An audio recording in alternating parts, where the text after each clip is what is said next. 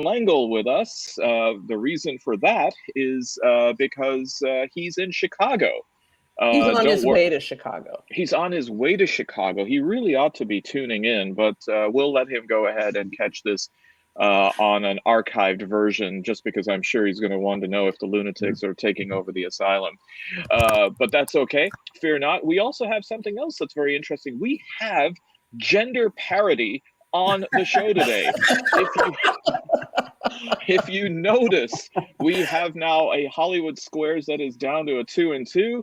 And Nancy, I think you've maxed out on all of your wish lists. So there we go. I think I have. But we still have diversity. We have a Jew, a Muslim. I assume that Darcy and I fall somewhere on the Christianish part of the spectrum.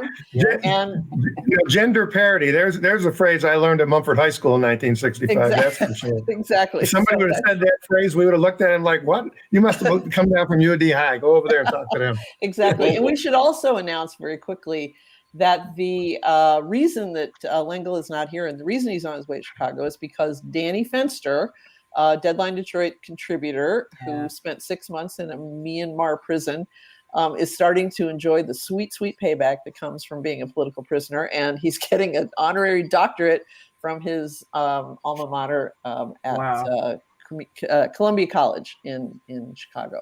So, regarding Danny, it's also announced that he is going to be a Nieman Fellow at Harvard University. So great news. Picked Harvard over U of M. Apparently. Yeah, he did. That was that's a big one. I don't think a lot of lay people know what that is. There are 3 big sabbatical fellowships study fellowships for working journalists.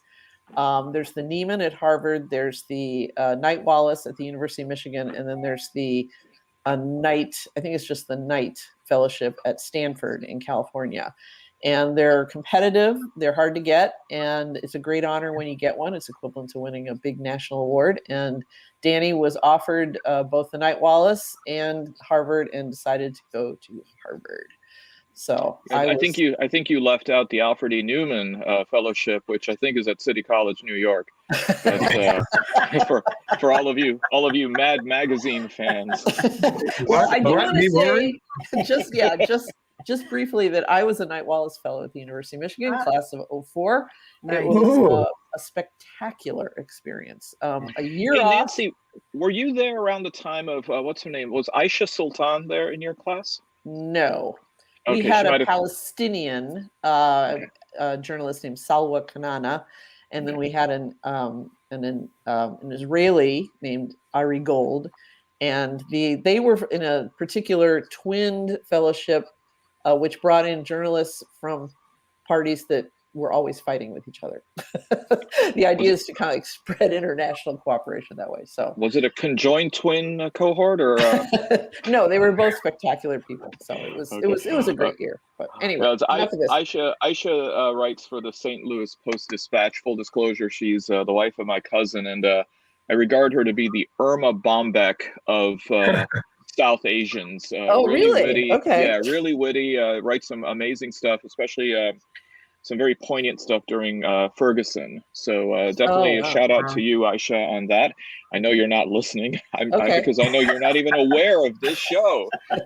Did we formally introduce our guests? I am going to that right now, Nancy. Sorry. Fear not, because of those extra 18 seconds that we had from the lack of music, I figured we could fill it in with some not so dead air. So, representing Deadline Detroit, we have longtime columnist Nancy Derringer. We have a perennial guest on the show, attorney Steve Fishman from New Digs, compared to his office. And we have over at McConnell Communications and former Detroit Free Press columnist, Darcy McConnell. Glad that you can join us today as well. Thanks. I think you elevated me with the column title, but that's okay. Yeah, I think you were just a reporter, right? Yeah. But Mild mannered reporter, as they say. She's also a former Grosse Pointe Park city councilwoman too. So excellent. That must have been fun. The And leave East it to Side Nancy as well. leave it to Nancy to ground her back down to her actual title. We're the East Side is well represented, as it usually is on the show. So anyway, yes. And of course, I guess Fish, we could talk about how it still takes 2 Gentiles to equal us. It takes a nation of millions to hold us back, or at least 2 Gentiles. So go ahead. I'm in a math mode, as you can tell. I was just watching Good Will Hunting. So, first off, because we are making our way toward the end of the term at the Supreme Court of the United States, which is scheduled for June the 30th, and of course we have the purloined opinion of Dobbs versus Jackson Women's Health Center, the Mississippi case, which with the leak is giving us some unprecedented insight as to the way that not only this particular court is looking, but really some insight as to something of the Supreme Court as a whole. We don't really have the kind of privy to seeing draft copies of opinions. And of course, on such a important and pivotal case as this one, with the potential of overturning Roe versus Wade and reproductive rights for women, it has been the cause for an awful lot of analysis. So where are we now, a couple of weeks after the leak to Politico? And what does this bode for the general direction that you see with this particular court on issues well beyond abortion? You want me to go? Go ahead. You go. You're the lawyer. You go. They always ask that. Then they look at the lawyer, even though I'm a criminal lawyer and don't know shit from Shinola about a lot of the subjects we're talking about. Where do we go and what is it about? First thing, you wear the Shinola on the watch just in case you don't know the difference between the two.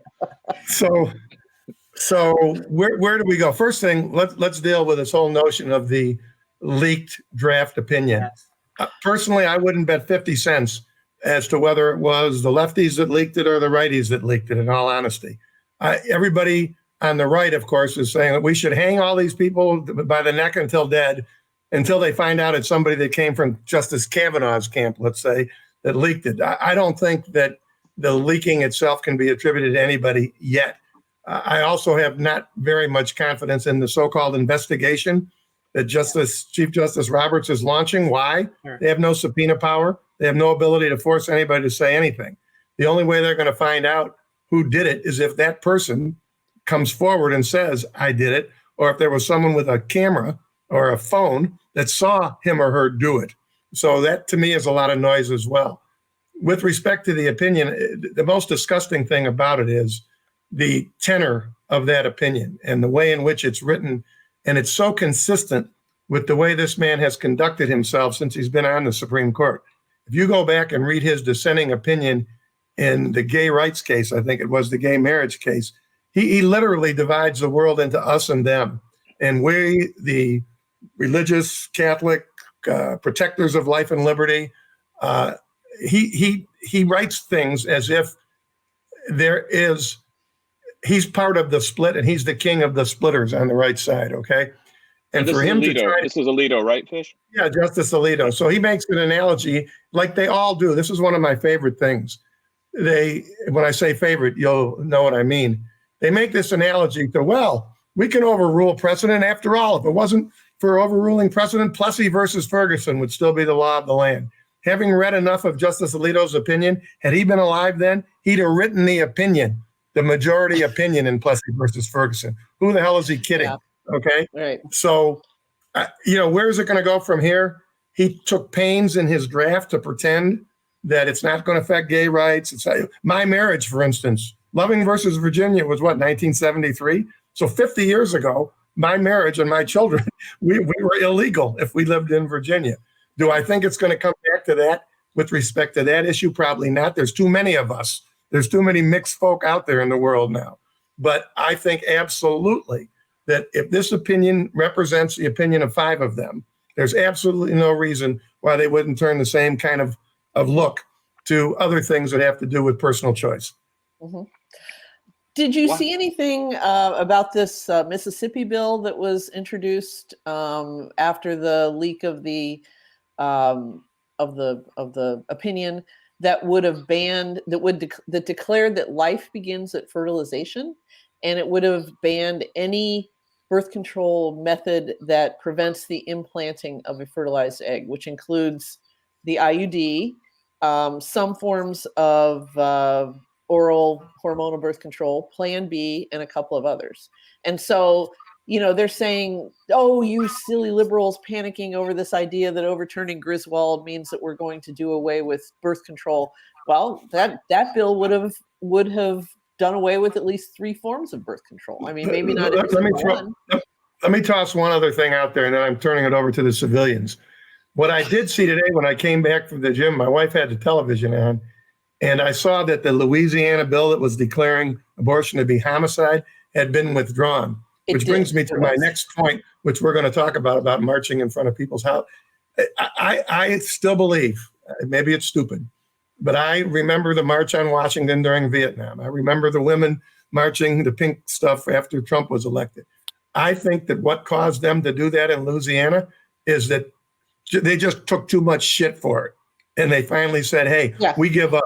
You start talking about companies are going to move. There'll be no more Super Bowls. There'll be no NCAA tournaments there. It hit them in the pocket. I'm sure they didn't change their opinions, but I found it interesting. And I'm really interested in hearing what you guys think. You more have your fingers on the pulse of the public. But I thought that was a good example of what you make a lot of noise and sometimes things change. Yeah. So you mean Super Bowl 60 in Biloxi is kind of a no-go now, Steve? Yeah. If they had a Super Bowl in Biloxi, I've been to Biloxi, Mississippi. You couldn't play a game between Mumford and Central in Biloxi, Mississippi. It's Biloxi, please. Whatever it is. Tomato. Did somebody step on you? Did you want to say something? Oh, yeah. The only thing I was going to mention that was in there when you started talking about birth control, or what's vulnerable is that the reference to the domestic supply of infants, which was just appalling to see. But there's always this sort of juxtaposition that if people have access, and they're talking about messing with the funding, frankly. So they won't support funding for all these other issues around parenting and childcare. But maybe now all these people will want to give up their kids for adoption, and so we can have this domestic supply. I mean, it's just a bunch of malarkey, but very dangerous language and defensive language that's included in that document. Yeah. So Darcy, the language about adoption is something that echoes what the youngest of the appointees and the most recent appointee, Amy Coney Barrett, has mused regarding adoption. And that's why I asked the question that this is unprecedented insight into the minds and the thinking and I use it in quotes, the judicial philosophy of some of these justices. Clearly, it seems as though it doesn't align with their ideas that they testified under oath during their nomination processes of saying that Roe versus Wade was settled law. Right. Where's the bottom on this? I don't know. I mean, I think that remains to be seen. But I do think that to say that it's just mere hand wringing about potential other adverse effects is not accurate. I think by telegraphing that they're willing to do something as significant as this, it does kind of potentially open the floodgates for other issues that settled. I think that one of the things that's always been a problem, at least to me, and I've been a lawyer now almost 50 years, the secrecy that surrounds the Supreme Court does nobody any favors, in my opinion. Yeah. And you can start with the notion that there's no disqualification procedure for only the Supreme Court. Keep that in mind. Federal judges, I have plenty of friends on the federal bench that do not sit on a case. If you can imagine this, if they own 10 shares of NVIDIA stock, and somehow there's a case dealing with NVIDIA, they disqualify themselves because they own 10 shares. They see that as a conflict. And there are rules that are set for federal judges all the way up. On the other hand, in the Supreme Court, you have the spectacle of Clarence Thomas sitting on a case and rendering the sole dissenting vote on a case where his wife literally is one of the people that's involved in this case. Sure. So I'm in favor of much more of an ability for us to know what goes on there. I wish they leaked all their conversations before. No, I'd like to hear it. because Yeah. I think there's a lot more honest talk going on if they think it's never going anywhere. And they Right. sit around and a guy like Alito, he writes that draft. I mean, I'm sure he's perfectly comfortable if that were the opinion too. But Right. a lot of them, you really don't know what they think and what they do because it's all kind of secret. And they've been benefiting from that for all these years. Mhm. So there has been some reporting that behind the scenes, Chief Justice Roberts has been trying to schmooze some of the justices to see if they might temper the rationale that might then form the core of the holding for the Dobbs case, maybe tone down some of the harsher language, and maybe even, I know this might be a stretch, come up with some kind of cogent language and legal analysis other than, yeah, it's been 50 years, it was wrongly decided. Do you think then in the remaining 6 weeks where they do have a chance to redraft the opinion, although it probably will not save the scaffolding of Roe versus Wade itself, but is there a chance that we're going to find a little bit more sensibility with the opinion? Well, I would say this, and I'm pretty sure I'm right, even though I know nothing about how the Supreme Court works in its inner circles.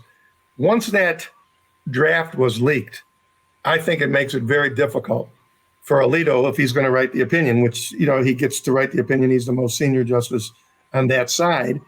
Well, I believe probably Thomas probably assigned it to him because he's the most senior justice. So I just think it'd be very difficult for him now that it is leaked. I think that behind the scenes backstage maneuvering goes on all the time, but now it's a little bit different. He's going to, if he tones it down or whatever it is, now he's going to have all of his right-wing assholes who are going to scream and yell. It's just, I don't see that happening personally. I really don't. Did we talk about the two leak theory? I don't want to spend too much time on this because I think obsessing over the leak is ridiculous. I mean, we're talking about women losing a right they've had for 50 years, so let's not worry about the leak. But I thought this was interesting. I mean, it kind of pertains to what you just said, Steve. SCOTUS blog, which is a very respected third-party commentator and reporter on the Supreme Court of the United States, hence the name, aired a two-leaker theory, which is, and they mentioned that there was this Wall Street Journal editorial a few days before this that talked about how John Roberts was trying to, break somebody off of the conservative wing and moderate this opinion a little bit. Now that was clearly a leak, just because it appeared in an editorial and nobody said, according to a leak thing. I mean, they just presented it as sort of a voice of God thing, we hear. And the theory is that after that editorial came out, and it was like, oh, John Roberts is trying to break somebody off the conservative bloc to moderate this opinion, then somebody on the left side probably dropped the opinion itself, because it was like, you want to know why he's trying to break somebody off of this opinion? Read this crazy shit and then get back to me on that, because that is every lawyer that I've heard talk about that opinion has said the same thing, which is this is angry. It's unworthy of the highest court in the United States. But there you go. So, I think it sounds more like Kavanaugh after a few drinks with Squee. It does seem that kind of angry. I think though that the two leak theory, Nancy, will only be confirmed after you go to the Zapruder blog and see. Find out who was on the grassy knoll. Who's in that little area on Capitol Hill. Well, apparently there are people who are taking up spaces on the lawn right in front of Alito's house and protesting some of the Supreme Court justices at this time. The more interesting one, though, that I found was in front of Maine Senator Susan Collins' house. Apparently, it is not sheep's blood, and it is not anything more pernicious than chalk. Where somebody in a very polite and courteous way said, Senator Collins, maybe you should reconsider your vote, rest upon your sins, so to speak. Collins decided that was tantamount to a threat, and she called the police to say, somebody defaced the lot. Actually, I'll leave it to Nancy because I know you do a better Collins impression than any of us. Someone has been drawing on the sidewalk outside my home. I'm very disappointed. Well, a couple of things. Well, I mean, I remember when the Occupy movement came out and the leaderless movement. It was like, is anything going to come of this? And actually, it did. You know, that in terms of, you know, the 99% and sort of integrating that into everyday conversation and even potentially effective legislation. And then I worked on the Fight for 15, and I remember they're saying, these protests. I'm like, I don't, that's all labor is ever identified with, but it actually did have an impact. So I, as a skeptic, I do think there is some real value to protests. But what I've heard now that protest at Collins' house is different than a protest at a Supreme Court justice's house. Like there is something in the law that says you technically can't protest in a way designed to influence the outcome of something that's before the court. Seriously? Yeah, but for legislators, you can do whatever. Yeah, exactly. I did not know that. It's considered coercive and intimidating. Yeah. But trying to imply that it was a threat to Collins with some chalk. I mean, that's absolute hyperbole. So, yes. Go ahead. I'm not in favor of going in front of people's houses. I wasn't in favor of it when they did it to Jocelyn Benson. And I kind of wished her husband, who's a Marine, would have come outside and challenged somebody to a fight. I think it would have been. I just don't think there's any place for that. I really don't.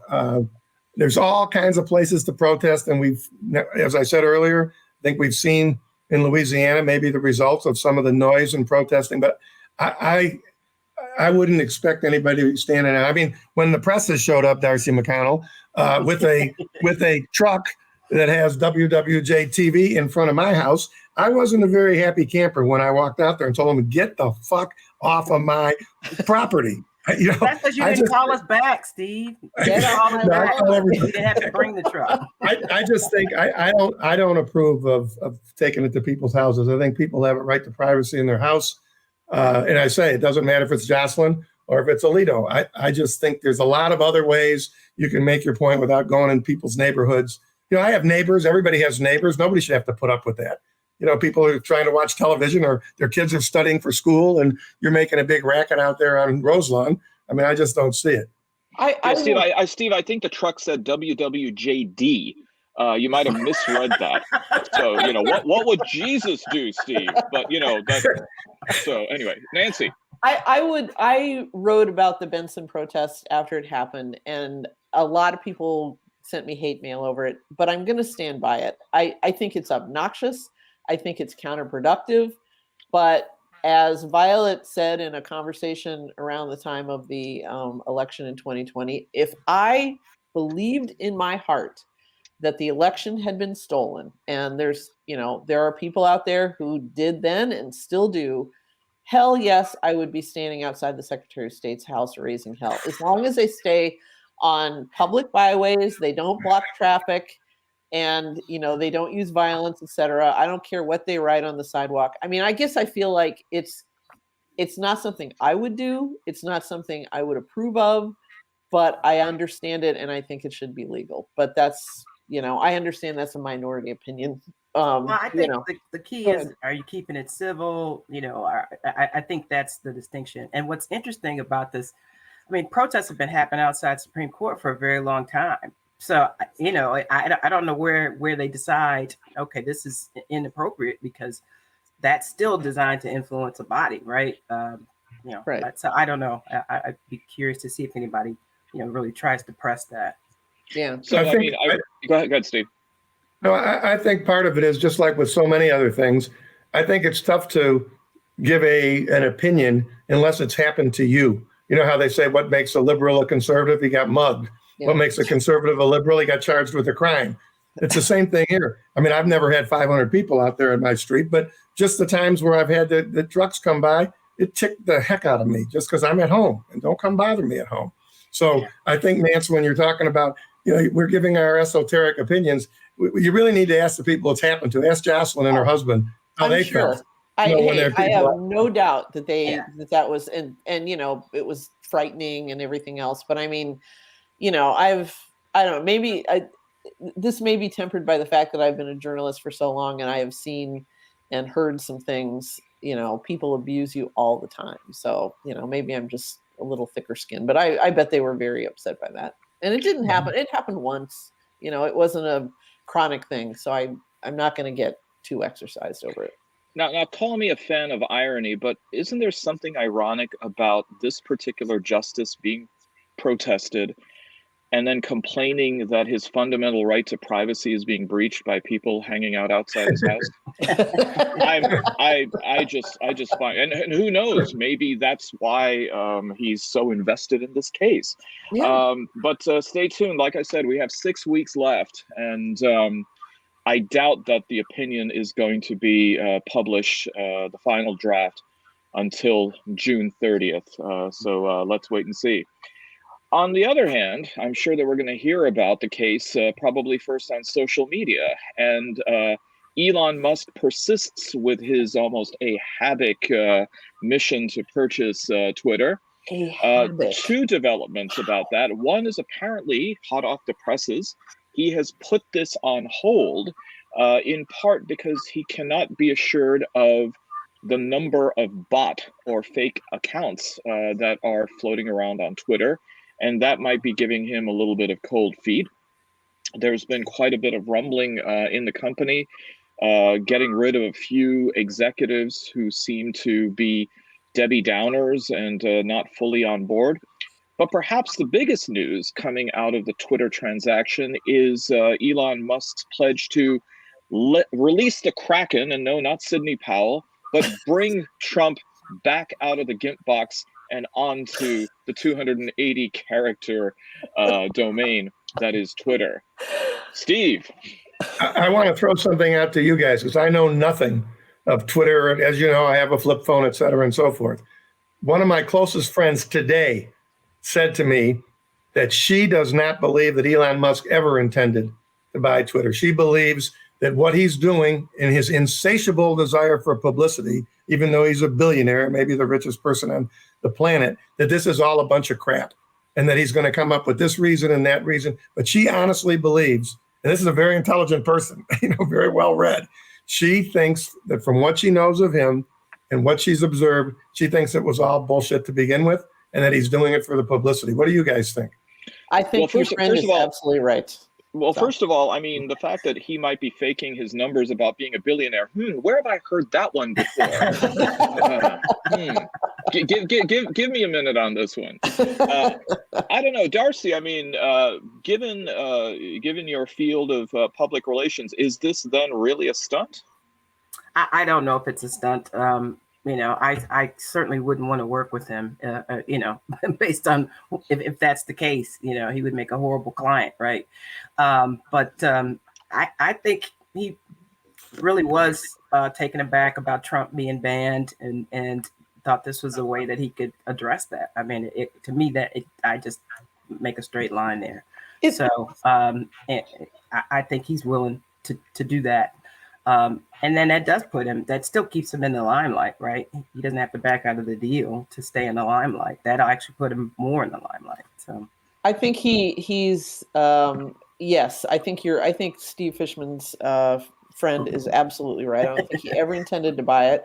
I think he realizes that he's overpaying for it. Yeah. And then he's using this, I didn't know there were so many bots on this network as an excuse to leave. I mean, I think a lot of this was about getting publicity. It was about like owning the libs, getting people's panties in a bunch at the idea that, Trump was going to be, back on Twitter. Right.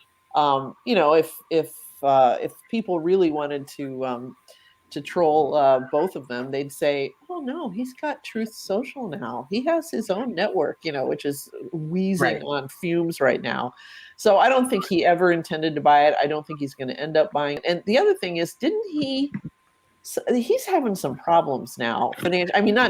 He's not having problems. He's still the richest guy on the planet.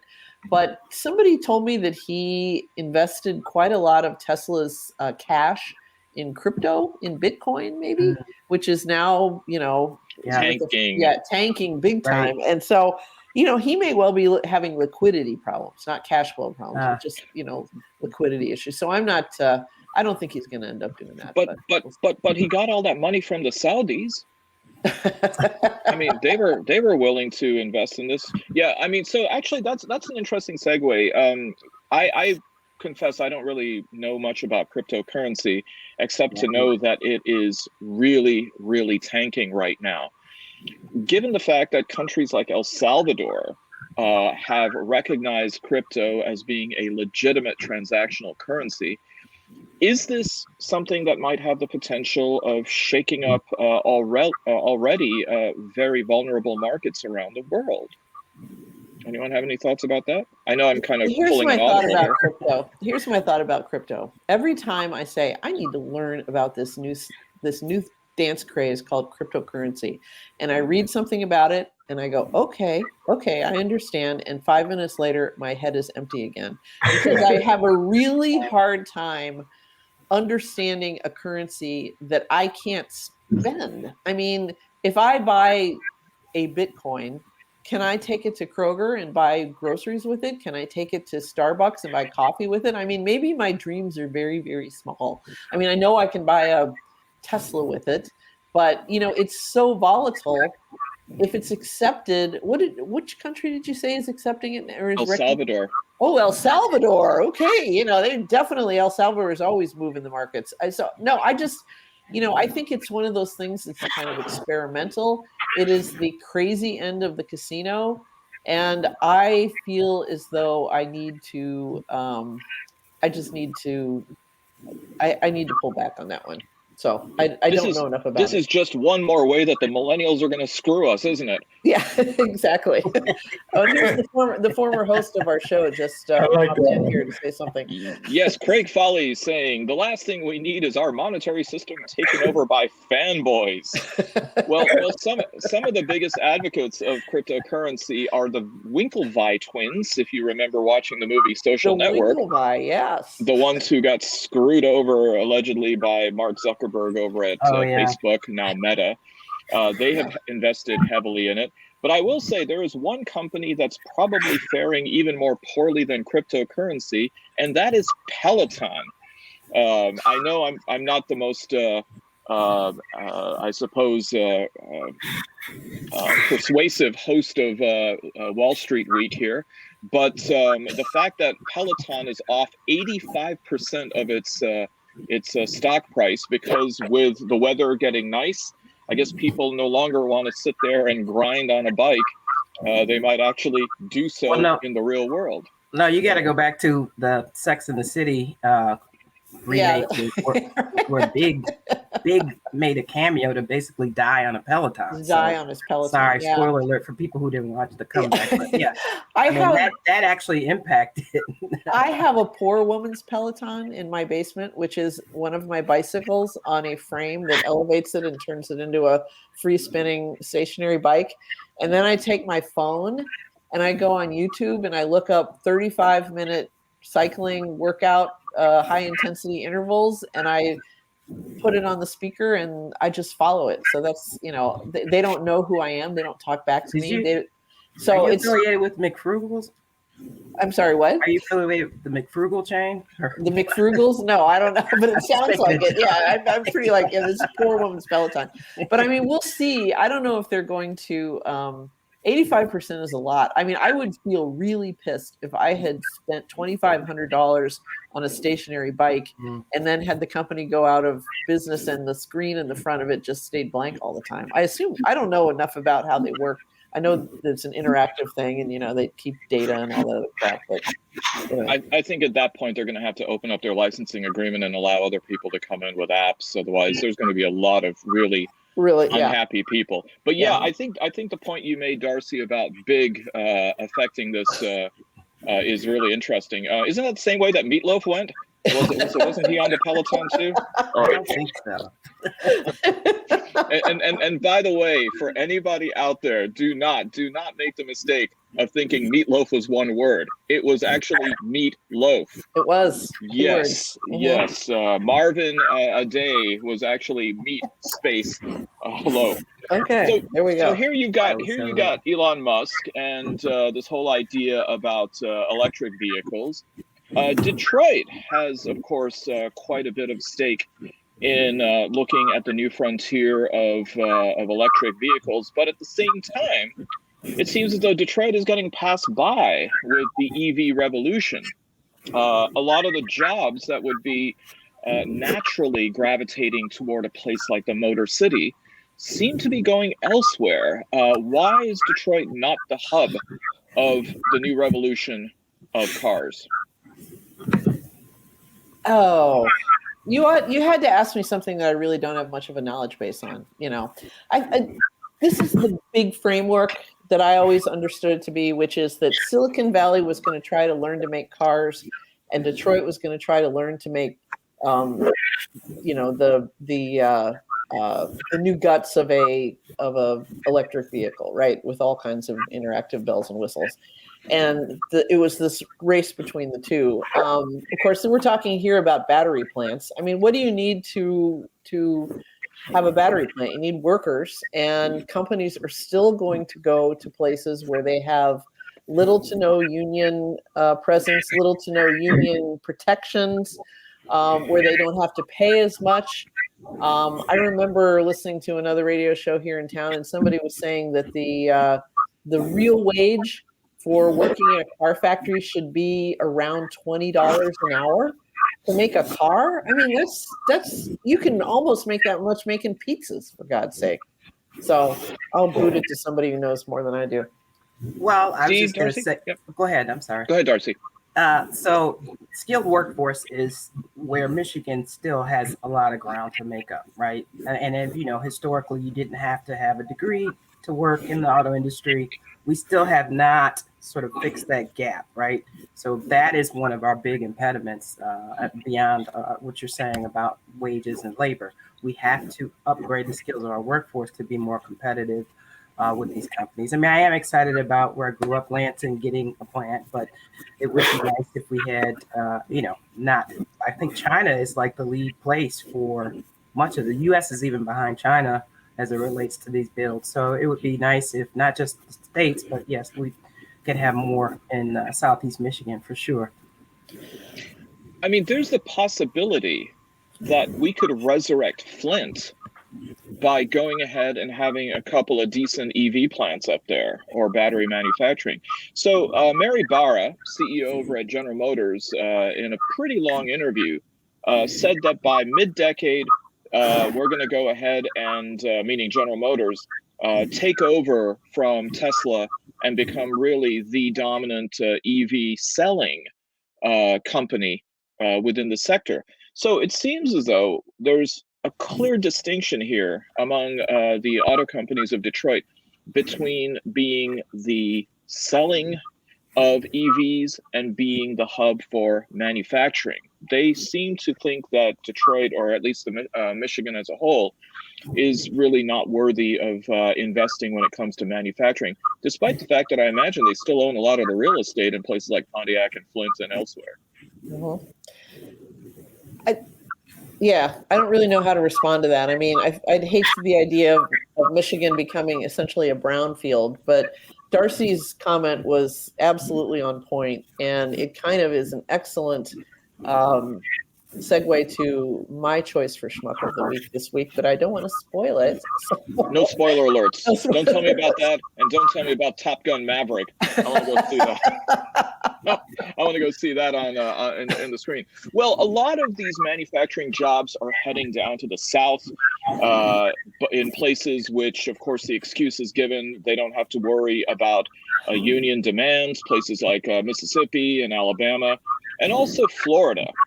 And the governor of Florida, who seems to be quite the pretender to the Trumpian throne, both in the GOP as well as possibly the White House, made some other news. other than his ways of trying to revamp the entire education curriculum, including the fact that communism must be taught in schools for one day to display its evils. But Governor Ron DeSantis was actually canceled himself. As much of a strong enemy of woke culture that he frames himself to be, he was canceled from appearing at the New York City Museum of Jewish Heritage because he is seen as being so extreme. Fascinating development over there, especially given the fact that DeSantis is in a state that has a fairly sizable Jewish community that votes and that is politically active. Is this now starting to show some of the fissures that Ron DeSantis might have in either the community that he's trying to court or those that he might claim to be his base? Well, I presume you're asking me because I'm the Jew. No, I'm not. I wasn't even looking directly at you. I was actually, you know what, Steve, I know this is going to be hard for you to believe, but when I'm on the show, I'm looking at myself.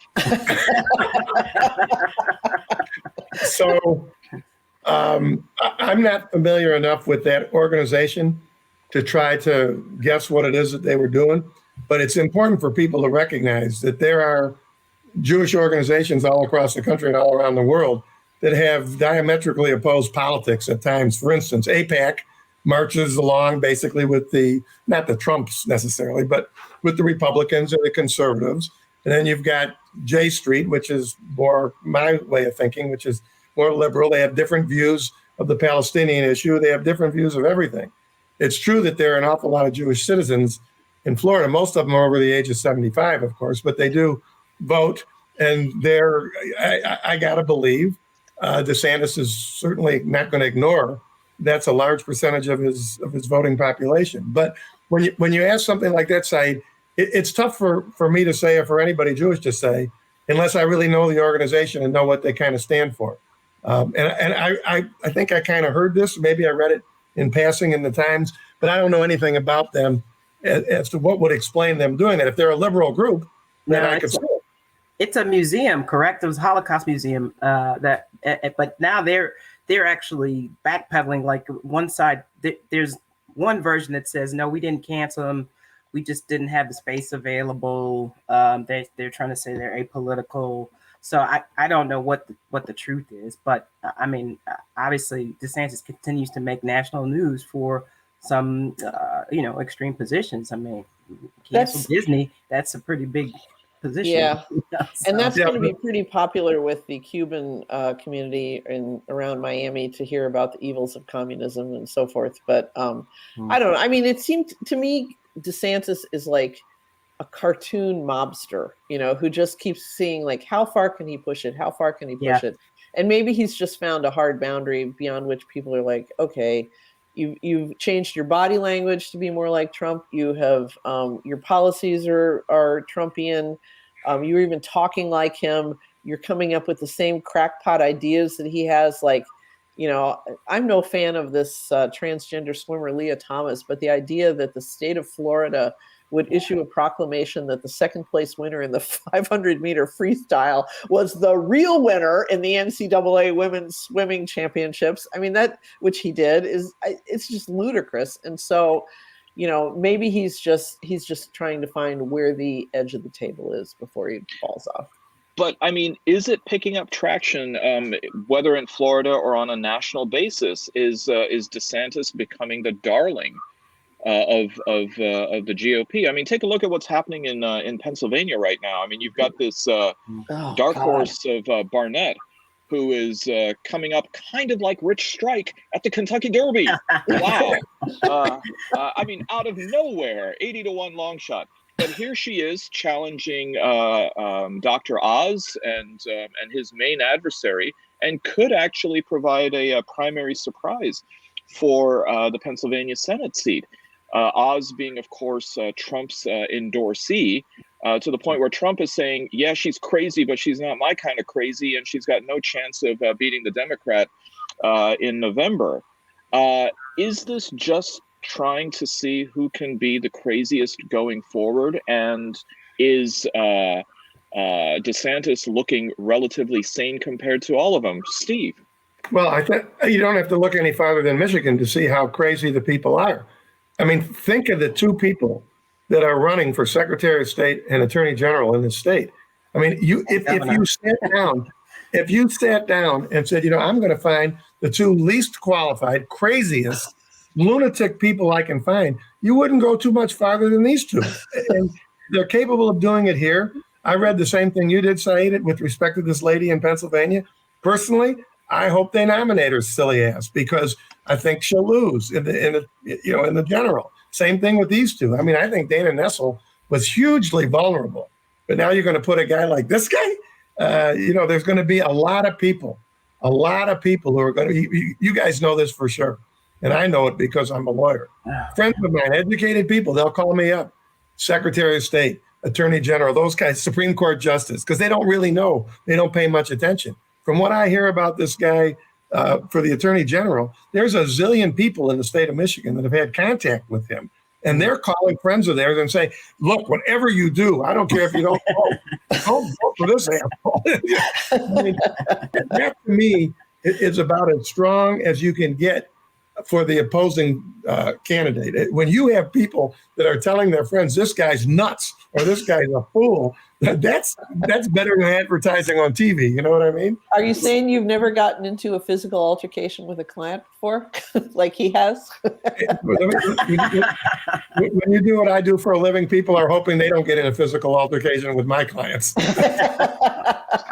Steve, I just wish that one night at 11:15, I would have seen you on Channel 7 challenging Bill Bonds to a fight. That would have just made my day. The only time I ever was on Bill Bonds' show, he was probably intoxicated, and my client, who was a policeman that we had won a homicide case on national television. We were drunk because we'd been in the bar after we got the not guilty verdict, and I don't know what it was like watching, but I just know being interviewed and listening to him, through that little screen. It was like three drunks sitting around, at Mr. Joe's watching the Pistons or something. That's my only experience being interviewed by Bill Bonds, and I don't remember anything about it because I was happy. I was just shocked when I found out that the movie Anchorman with Will Ferrell was not, first of all, that it was based on a Detroit anchorman, but one that was not Bill Bonds, that it was actually Mort Krim. Yeah. Really? Yes. That's interesting. Yep. The difference between those two? Holy cow. Yeah. Will Ferrell. I'm sensing an anti-journalist bias from you, Steve. Do you remember a brief period when ABC during the satellite era ABC's national news, they decided to go with anchors all over the country rather than have one guy in New York? They had and there was a guy in Chicago. It was a black man named Robinson. I can't recall his name. Was it Max Robinson? Max Robinson. He ended up dying of AIDS, I believe, not too long after that. But apparently that was his work desk, and he would sit there, and they had so that they could keep their feed going, they would have the cameras on him live all the time, and it would be feeding to the satellite. But of course, that was back in the early days of satellite dishes, and you had to know how to pull it down. And apparently he had this secret fan base of people who just listened to him yell at people on the phone and order stuff from catalogs, all the stuff that you do at your desk all day. This thing was getting this broadcast there. So I'm sure it was a lot like Steve being interviewed. Look, I think we need to create what's known as the hot mic channel. Yeah, the hot mic. Great idea. Whatever's there. Can you imagine? So Darcy, one more thing about the DeSantis issue here. I mean, it seems like there's a cocktail of funding, indignation, and politics. And you see this happening in the situation of the museum because there's been quite a bit of clapback. And yet, of course, that's also how our political landscape is, that throwing in a ton of money with a few people who tend to be very sanctimonious or indignant on one side of the political aisle or the other. Is this all because of Citizens United, or is this just now part of our culture? Well, I think if you go back to when Obama got elected and the Tea Party was started, right? The tone started there as basically fear-mongering, divisive, and then, stuff that just was not factually based. So that was, to me, where we really started. That's where the lies about his birthplace and so on, and it's kind of evolved or devolved, I guess, from there, right? And we get up to QAnon and all of those things that they are saying. So I think that's the playbook that is being used in terms on the attack side, which is wedge issues, say some crazy things, get people riled up in a way that's not factually based, but it still drives turnout, right? Because you're relying on people's fears, but also their ignorance of the issues. And so obviously that playbook has seemed to work. Yeah, Steve. Don't you guys think, though, that, I mean, I understand exactly what you're saying, Darcy, and it's obviously true, but don't you think that Democrats spokespersons are awful in general? I was in the gym this morning, John Tester was on, and why don't they have a guy like that on more often? Why don't they have Sherrod Brown on? Why do they have a guy like Chuck Schumer, who not only does he wear his glasses like this so that he can read everything he can, two Harvard degrees, mind you, but he can't just speak to the press like this and talk, and he's 100 years old, and he hasn't been outside of that bubble in such a long period of time. I don't know, you guys are in this business more. I think you have a point in terms of Democrats need to do a better job, not only refining their message, but sharing their message, pushing back on the garbage, right? So I do think, sadly, that the GOP, and whatever strain of it is, they do a better job at getting everybody quickly on message, getting those messages out, and sort of beating the table with it. So Dems could do better with that for sure. I think they have improved, but they still have a ways to go. I use the guy in Pennsylvania, the tall guy that is he running for governor? He's the lieutenant governor. Fetterman, I can't remember his name. Oh, that guy. This guy talks what we call in Yiddish talks tachlis. He just talks to people. He's not using highfalutin language. He doesn't ever have a G on the end of any, falutin, not faluting. But I mean, when he talks, regular people can understand what he's saying. To get in there and give all these highfalutin speeches and using all this big time language. I mean, Trump's talk was what, 4th grade level? Is that what some of these linguists said, 4th or 5th grade level? Yeah. Why can't the Democrats, why is Schumer answering for us all the time? Well, it depends which part of the party you're talking about, right? Because I think if you look at the same thing that happened with the Dems, then you're talking about Bernie, the Bernie bots, right? So I think our I guess counter to Trump was him. So he definitely talked more passionately, more plainly. Yeah. So is that? I mean, is that just yet another example of coastalism? I mean, where's like Tim Ryan from Ohio? It seems as though the East Coast still kind of dominates. That there's enough Midwesterners with clean accents who actually don't drop their G's. We just simply say across the universe when we're going to Myers. But it seems as though there's something that needs to be done within the party, because clearly the opposite is true in the case of the Republican Party, where it is those from the red states like and southern states that seem to dominate, and they seem to resonate with their respective base a lot better than do the Democrats. They have never been afraid to go low and go stupid. The contract with America is a perfect example of this. That was full of that was just a bunch of hot air, but it was a great phrase. This is the contract where it's like when politicians run and they don't say vote for me, they say hire me.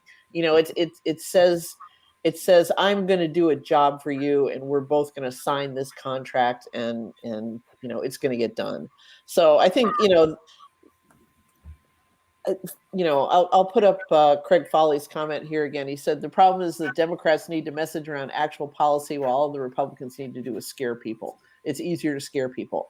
That's I think that's the Democrats have no shortage of policy ideas, but they're not very good at communicating them in a way that makes sense to average people. I think you're absolutely right about that. I mean, like the student loan thing.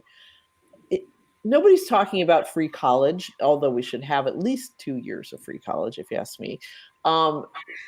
They're talking about forgiving like say $10,000 of, and the average loan is I think 30,000 in Michigan. The average college loan is $30,000. That would be essentially getting 1/3 off of your. I mean, that would release so much capital into the economy. That would make young people who are just out of college better able to buy houses, to maybe take some time off and have a baby. Do all those things that debt kind of keeps you from doing. But we don't talk about that, because the Republicans are talking about, well, she went to college for gender studies and all she came out with was a bunch of tattoos and a useless degree and $100,000 in debt. It's like, just stop letting those people dominate the conversation. Now, to be fair, those tattoos are part of the midterm exam. I mean, so don't go trolling that. That was a legitimate assignment. But I mean, is there any way to go ahead and have parity here? I mean, you got a message that says we're going to lower your taxes, and then the Democrats have to explain over 20 pages why this is a bad idea because of all of the policy implications. I mean, it's difficult to really be able to come down to the level of just simply saying, no, you don't want lower taxes. That's kind of dangerous. Yeah. So I think that's something that has to be considered. Well, kind of a very poignant milestone. 1 million people lost in the United States to COVID-19. We've crossed that mark. I saw a really sobering comparison this morning. That's 250,000 more people than were lost during the U.S. Civil War. And that is 325,000 people more than was lost during the Spanish flu, which of course was an H1N1 influenza outbreak. Now, of course, 170 years on since the Civil War and 100 years on from World War I, whence those two diseases or those two large death tolls happened, you'd think that we have better technology, that we have better sensibility, and yet the numbers are just staggering. I think that the U.S. placed third worldwide in the fatality rate for COVID. We have 6 variants of Omicron that are floating around Michigan right now, and the positivity rate is somewhere between 7 and 15%. Hospitalization and death rates are relatively low compared to what they had been. But nationwide, we're still at about 66.2% vaccinated. And it's still lurking out there, that despite the fact that we have some deceptively wonderful weather now, we do have the fall, we do have the winter, and we do have an awful lot of complacency. Yep. Where are we going? Where we're going? I'll tell you where we're going. Schmuck I was. Schmuck. It's not smuck, it's schmuck. Smuck. Schmuck. Smuck. Say shh. Shh. Now say muck. Muck. Now say shh and muck together real fast. Smuck. Well, that I don't believe is Nancy's rebuttal or trying to use the Yiddish word for COVID. Schmuck is a very good transition into talking about schmucks, because that's one reason that we have this COVID disaster, is because people who refuse to behave the right way. So it was actually rather deftly done. So thank you. This is what happens when you take the steering wheel away from Lengel. Actually, speaking of which, did you hear about that guy who landed the plane in West Palm when the pilot had gone incapacitated? No, I mean, bravo. I did. That was amazing. Wow. Just amazing. Well, okay. Darcy, since you are new to the week that was, we will throw it to you to say, who is your schmuck of the week? Well, I had 3 that I was considering, but I'm going to go with an entity, Calumet Farms. And that is the entity that sold Rich Strike. Awesome. Say no more. Well, given the fact that corporations do have personhood, I think it's perfectly fine for a company to be regarded. So just, again, a little bit of background. Rich Strike was sold for $30,000 and a bag of beans. He was a claimer. He was a claimer. He was in a claiming race. Was not even scheduled to run in last week's Run for the Roses at the Kentucky Derby. Came in because of a last-minute scratch. Was 80-1, the biggest long shot in the field. In fact, was so uninterested in running that it took a little bit of jostling to put him into the starting gate. He's like, this isn't for me, folks. And I got to tell you, I mean, I know they say it's the most exciting 2 minutes in all of sports. That last 20 seconds was golden. I mean, to see that thing come through, I hadn't seen that since I was a kid with Black Stallion and or Chariots of Fire. I mean, except those were horses. Even the guy who was calling the race was taken by surprise. It was like literally 3 seconds from the finish line. You're like, oh, look at this! You know, it's Rich Strike. Came out of nowhere, but apparently, this is like George Costanza leaving on a high note. They're not running Rich Strike in the Preakness. Right. That's great. Yeah. So people who don't know horses, and I know horses a little bit because I used to have one. It is a grueling race. It is, or the Triple Crown, rather. I mean, all 3 races are hard, but to do 3 of them in the course of 7 weeks is really difficult. And I mean, it's hard on their bodies. It's hard. I mean, which is why we have so few Triple Crown winners. So I'm not surprised that they scratched him from the Preakness. And he might need some recovery time. I mean, you saw how nutty he was. Yeah, I was gonna say at the end of the race, then it was like, you know. Yeah, he's trying to bite the trainer's pony. So I think actually the real reason he's not running the Preakness is because in his stable he was watching a steady stream of The Wire and said, "I'm not going to Baltimore, man. Not going to the Pimlico. I'm not going to Pimlico." Okay, Steve. Well, mine, and I just want to know, because now I looked at some of the comments and I see that 12:11 p.m. Craig Foley said hopefully Rand Paul would get a nod. I just want you guys to know I'd already picked him before Craig made that suggestion. Rand Paul is my easy winner because only a guy like Rand Paul could hold up $40 billion worth of aid for the Ukrainians, given the fact that they've been doing what they've been doing for these couple of months. And he tossed in the part about judicial security. That was the other thing that got me. The threats on the judiciary, there was some money in that bill for that as well. And Rand Paul says, no, I don't care about the judges, but more so, I don't really care about these Ukrainians. After all, they don't live here, and it's very expensive. He said, it's too much money. We can't afford it. He probably forgot about the tax hike for rich people that he voted for when Trump was in office. So Rand Paul for me, schmuck of the week. Okay. And the Ukrainians just knocked out an entire column on the east side of the country with as many as, I think, 70 armored vehicles and possibly 1,000 Russian soldiers killed. I mean, they're doing that on a shoestring budget. You would have thought that defense contractors would have been knocking on Rand Paul's door at either home or his office and said, what are you doing here? And didn't he actually already get beaten up by a neighbor once? He did. He did. Okay. Well, he's got a punchable face. He's got a punchable face. Okay, Nancy. All right. I did not, because last night was the season premiere of Hacks on HBO. I did not watch the GOP presidential or gubernatorial debate in Livingston County, but I did follow it on Twitter and I did read the stories today. And based on the incredible array of idiocy that was on display last night, I'm giving it to Kevin Rinke, who, besides wanting to eliminate the income tax with no plan for making up the revenue, essentially just, no more general fund, Michigan. Sorry, we decided to eliminate the income tax. He also wants to make big cuts to higher education.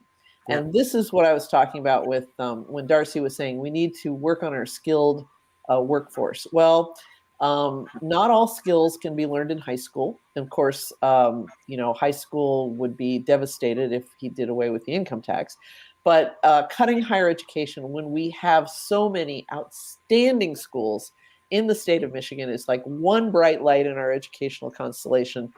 But he seems to think that they're not important, and he wants to give that money to students. I don't know what they're supposed to do with it. So I'm going to say Kevin Rinke for proposing policy that is as dumb as he apparently is. So, and this is at a time of real crisis. I mean, there is the opposite of a baby boom over the last 20 years. Enrollment and matriculation is a crisis that is about to be visiting a lot of universities. I mean, take a look at Central Michigan University in particular. Yeah. They're really, really struggling with that. But I'm sure Rinky will say, well, we'll give the money to the students who can then quit and go over to Soaring casino in Mount Pleasant, get a job there, and gamble away the money that we're going to be giving them. Yeah. Okay. Well, my schmuck of the week, because I'm an internationalist, comes from the northern Indian province of Uttarakhand. Sanjeev and Sadhana Prasad, he being 61, she being 37, husband and wife, are suing their son Sri Sagar and his wife Subrani Sinha. Why? They are demanding that they produce a grandchild within 1 year or pay restitution of $650,000. That is their calculation that they have made of the wedding reception that they paid for at a 5-star hotel, the $80,000 luxury car that they bought for them, the overseas honeymoon, and the $65,000 in tuition money at a U.S. flight school that they paid for Sonny Boy, who was then unemployed in the area of being a pilot. I'm just going to go and say he couldn't land a job as a pilot. The aggrieved couple claim that they are in, quote unquote, pain for being deprived a grandchild and a potential heir after 6 years of union between their son and daughter-in-law, and after, again, spending a ton of money to support them, and whose wedding was, in case you're wondering, arranged by Daddy himself. I think, and Steve, correct me if I'm wrong, but this gives a whole new meaning to the principle in contract law of specific performance. But of course, it really makes me think of we gave her everything money could buy. Because the Beatles always have something to say about it. So, I guarantee you that right now, if there are any wannabe grandmas out there listening to this, they're thinking, that's a bold strategy, but one that under certain conditions I might be able to get behind. So there you go. Well, I think what they're going to do is they're going to have the wedding reception then at the Holiday Inn. The car is going to be a used Subaru. They might pay for Flight Simulator on the computer. And that's pretty much about it. But I thought, wow, and correct me if I'm wrong on this, but this would be chutzpah, Steve, to the highest degree. Here we go again with the Yiddish. And Lengel's not even here. Now it's just me. Well, that we're doing just to remind him that he should be here. So Sanjeev and Sadhana Prasad of Uttarakhand, India, you are my schmucks of the week. All right. Well, anyways, thank you again, everybody, for being on. Darcy McConnell, thank you for being on. Steve Fishman as well. Hit those links and do well, sir. Nancy Derringer, thank you for being on. And in lieu of our fearless maestro, Alan Lengel, let me say in his stead, drive home safely. Thank you, everybody.